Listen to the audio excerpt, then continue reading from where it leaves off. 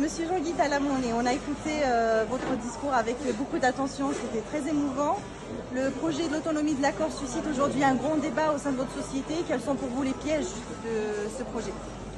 Ce projet, en fait, n'est pas un projet d'autonomie, bien qu'il y ait le mot autonomie dans l'écriture constitutionnelle.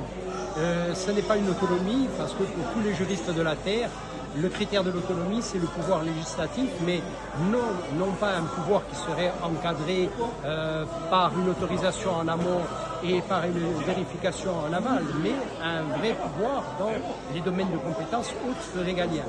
Et là, on en est très très loin.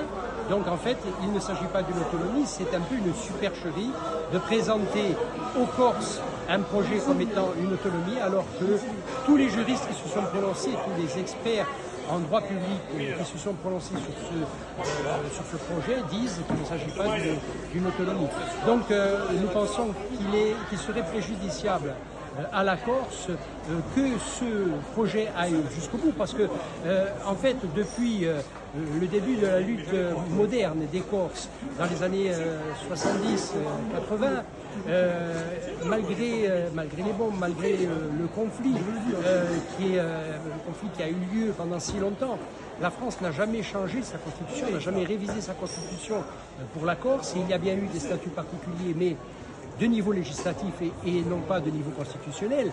Donc si cette révision va jusqu'au bout, ce que nous ne souhaitons pas, eh bien il sera très difficile de revenir, même au bénéfice d'une meilleure situation politique, il sera très difficile de revenir dans 3 ans, dans 4 ans, dans 5 ans pour demander une nouvelle révision. Donc nous craignons que cette révision qui n'apporte rien, qui n'apporte pas l'autonomie, qui ne permet pas un statut de résident pour protéger notre terre, qui ne permet pas un statut de co-officialité pour protéger notre langue, qui ne reconnaît aucunement les droits du peuple corse, eh bien nous pensons que si ce projet va jusqu'au bout, eh bien la Corse n'aura pas avancé, mais en fait elle aura reculé et elle aura un obstacle de plus sur le chemin de sa libération. En prenant en compte justement les points que vous avez énumérés, à savoir le statut de résident et plusieurs points énumérés, si la France les prend en compte pour ce projet d'autonomie au final, est-ce que vous, indépendantistes, pensez-vous que ce serait un point d'étape où au final il n'y a que l'indépendance qui pourrait garantir cette souveraineté et les droits du peuple corse? Non, nous avons toujours dit que nous étions favorables à une autonomie comme État, puisque nous sommes indépendantistes et l'indépendance à terme pour nous est l'objectif. Mais nous avons toujours dit que l'autonomie, une vraie autonomie, avec un certain nombre de dispositifs pour protéger notre terre, pour protéger notre langue, bien que ça serait une avancée. Donc nous ne sommes pas contre l'autonomie, nous sommes contre ce projet qui n'est pas une autonomie.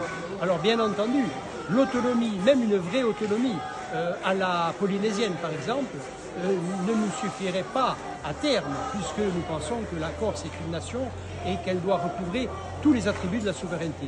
Mais cela dit, nous accepterions aujourd'hui comme étape une autonomie à la polynésienne. On en est vraiment très très loin avec ce projet. Ce projet n'apporte rien et ce projet risque de sceller dans le marbre constitutionnel la situation de la Corse, peut-être malheureusement pour des décennies. Vous avez assisté le 14 décembre dernier avec le gouvernement kabyle, la déclaration de l'indépendance de la Kabylie. Quel est votre regard vis-à-vis de ça? Est-ce que pour vous justement c'est un processus pour acquérir justement cette indépendance infinie? Oui, nous avons soutenu cette déclaration d'indépendance. Nous sommes venus d'ailleurs de Corse à Paris pour être présents et pour soutenir la démarche du MAC. Nous pensons qu'effectivement c'est un moment symbolique très important. Les symboles sont essentiels et les symboles souvent finissent par s'imposer à la réalité institutionnelle. Donc effectivement cette étape pour nous est une étape fondamentale et nous avons encouragé, nous continuons à encourager le peuple kabyle dans sa marche vers sa souveraineté pleine et entière, l'indépendance nationale. Merci. Le président Ferhat Mani a tenu à être auprès de vous cette année, notamment dans cette étape importante et décisive pour la Corse.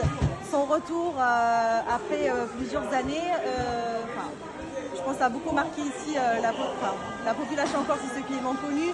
Quel est votre ressenti vis-à-vis de ça? Ça a été un moment de grande émotion de voir revenir Ferhat Meni, le président Meni aujourd'hui en Corse et à Corté où il était déjà venu à l'occasion des Journées internationales. Ça a été un moment très important, très émouvant et qui correspond finalement à ce compagnonnage qui est ancien entre le peuple kabyle et le peuple corse. Merci. Une dernière question, j'aurais dû commencer par ça. Le peuple kabyle qui aujourd'hui vraiment réprimé, c'est une dictature féroce que vit face au pouvoir algérien, ne comprend pas de là-bas peut-être la demande, certaines demandes d'indépendance des pays qui pensent être rattachés à des États qui sont démocratiques. On le comprend, une nation mérite d'exister, d'être propice dans son État. Est-ce que vous pouvez juste expliquer, est-ce que vous pouvez expliquer justement cette demande, même si les mécanismes coloniaux sont très similaires, la dictature n'est pas aussi féroce qu'en Kabylie, mais qu'est-ce qui motive justement cette volonté d'indépendance? Toutes les situations sont différentes. Dire que les Corses sont aujourd'hui pris dans un système démocratique français, ça n'est pas vrai non plus, parce que les nationalistes corses, c'est-à-dire ceux qui pensent que la Corse est une nation, ont gagné toutes les élections depuis maintenant un grand nombre d'années. Ça a commencé véritablement en 2015 et nous avons depuis montré que l'idée de nation corse était largement majoritaire au sein du corps électoral, alors même que ce corps électoral est pollué par l'arrivée de nombreux Français dans notre pays. Donc nous sommes massivement majoritaires et Paris n'a pas fait un pas vers la reconnaissance de cette nation corse. Donc nous disons que la démocratie française ne s'applique pas à la Corse, d'où le combat national et d'où l'énergie qu'il faut mettre dans ce combat national si l'on veut que notre pays puisse recouvrer entièrement sa souveraineté pleine et entière, c'est-à-dire l'indépendance nationale. Merci beaucoup. Merci à vous.